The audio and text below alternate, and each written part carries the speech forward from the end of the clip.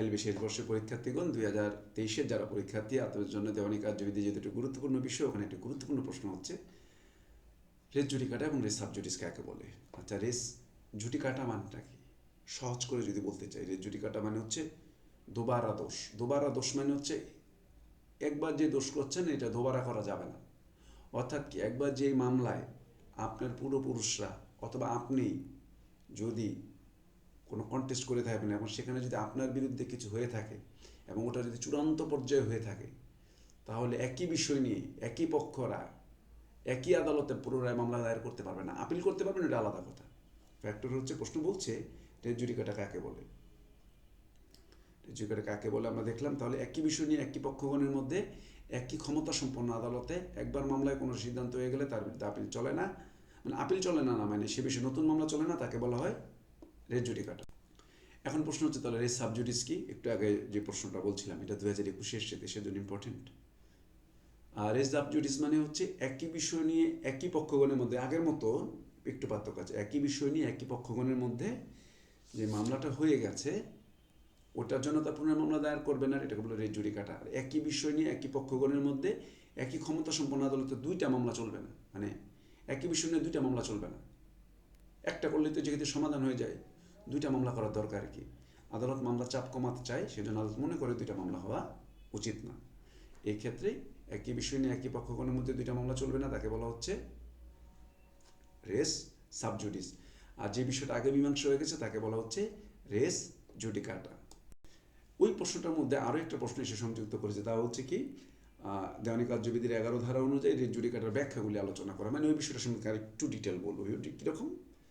যে এই বিষয়টা তো ওইটাই কথা, যে একই বিষয় একই পক্ষ একই আদালতে সম্পন্ন হয়ে গেছে, এটা পুনরায় করতে সুযোগ দেওয়া যাবে না। এর মূলত উদ্দেশ্য কি? উদ্দেশ্য হচ্ছে মামলা জট কমানো। একটা ইতিপূর্বে সেটেলড হয়ে গেছে, যে বিষয়ে সিদ্ধান্ত হয়ে গেছে, আপনারা পেয়ে গেছেন, বা আপনারা হেরে গেছেন, আপনার বাবা হারুক দাদা হারুক আপনি হারেন, সেই সেম বিষয় নিয়ে তো আপনি আর মামলা করতে পারছেন না। এটাকে বলা হচ্ছে রেস জুডিকাটা। এই রেস জুডিকাটা মধ্যে রেস জুডিকাটাটাকে এটাকে আরও কী বলে, এটাকে দুবারা দোষ বলা হয়। হ্যাঁ, এটাকে দুবারা দোষ বলা হয়। রেস জুডিকাটা সম্পর্কে আলোচনা যদি আমরা করতে চাই, তাহলে ধরো একতরফাও রেস জুডিকাটা হতে পারে। মোট কথা হচ্ছে, কেউ বলতে পারেন যে স্যার ওই সময় আমার দাদা কন্টেস্ট করেছিল, পরে আর শেষ পর্যন্ত কন্টেস্ট করেনি, তাহলেও যদি তার বিরুদ্ধে একতরফা হয়ে থাকে ওইটাও রেস জুডিকাটা হবে। এরকম কিছু ব্যাখ্যার বিষয়বস্তুগুলি বলবে। বলা হচ্ছে ওই মামলাতে যারা যার বিরুদ্ধে একতরফা ডিক্রিটা হয়েছে বা যে সিদ্ধান্তটা হয়েছে, ওখানে যদি অনেকজন থাকেন প্রত্যেকের বিরুদ্ধে কার্যকর হবে, কারণ প্রত্যেকেই তো মামলার মধ্যে ছিলেন। যিনি প্রথম মামলা করেছেন বা যার বিরুদ্ধে করেছেন উনি তো দুইজন না, অনেক সময় অনেক বাদী থাকে। বাদী মানে হচ্ছে যারা মামলা দায়ের করে ওনারাও অনেকজন থাকেন, আবার যারা বিবাদী থাকেন তারাও অনেকজন থাকেন। তার মাধ্যমে কী বুঝতে পারলাম, বাদী বিবাদী যত সংখ্যায় জন হোক, যখন কোনো রায় হয় তারা যদি মামলা গুরুত্বপূর্ণ প্রয়োজনীয় পক্ষ হয়ে থাকে এবং তাদেরকে ইনফর্ম করা হয়ে থাকে, তাহলে সেটা কন্টেস্ট না করে থাকলে তারা অবশ্যই সেটা আইনগত জটিলতার মধ্যে পড়বে। অন্তর্বর্তীকালীন আদেশের জন্য রিট জুডিকাটার মধ্যে পড়বে কিনা বলা হচ্ছে, অন্তর্বর্তীকালীন আদেশের ক্ষেত্রে হতে পারে। অর্থাৎ যেই বিষয়টা যখনই যে আদেশ হয়েছিল, যদি সে আদেশগুলি হয়ে থাকে তাহলে সেখান থেকে আপনি আর বেরিয়ে আসতে পারবেন না। এটা হলো একতরফা রিট জুডিকাটা এবং রেস সাবজুডিস সম্পর্কে একটু আলোচনা করলাম।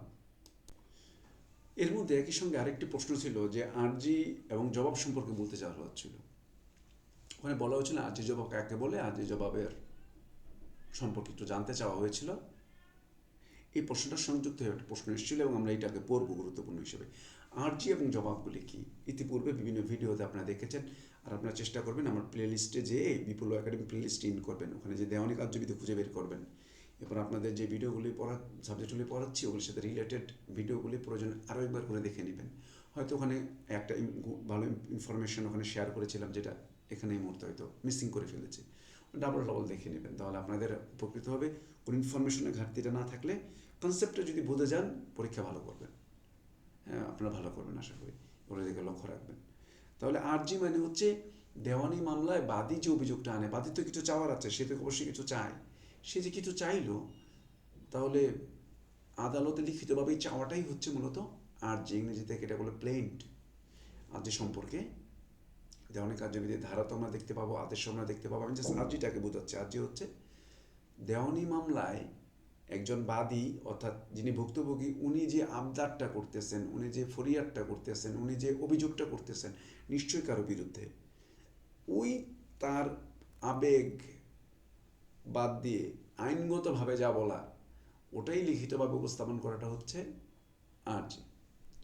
প্রশ্ন হচ্ছে স্যার ওই বছর তো 2021-এ তো এটার সাথে আরেকটা ছিল, জবাব কাকে বলে? জবাব মানে হচ্ছে আর্জি পাওয়ার পর অপরপক্ষের কাছে জানানোর পর অপরপক্ষ এবার এটার লিখিতভাবে যে রিপ্লাই দিবে, সে তো একটা রিপ্লাই দিবে যে মামলাটা হয়েছে এটা বিষয়ে তার কোনো মতামত আছে কিনা, সেটা একটা রিপ্লাই দিবে, ওইভাবে যাবে।